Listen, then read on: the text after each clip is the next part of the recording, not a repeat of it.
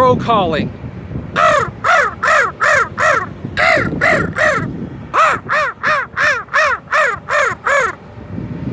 Basically, but with a little bit of a gargle, raising your tongue up to the back of your throat, and a vocalization.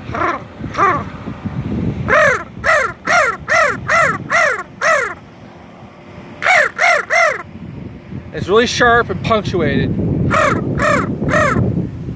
Or you can do it without the vocalization, depending on the call. From the very back of the throat, not or ha ha ha, but like in the back of the throat, closing it off.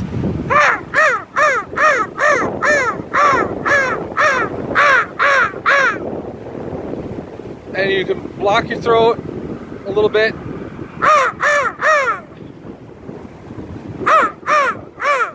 And they do several calls.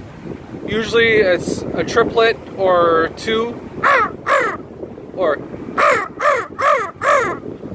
and they do it faster depending on what their needs are.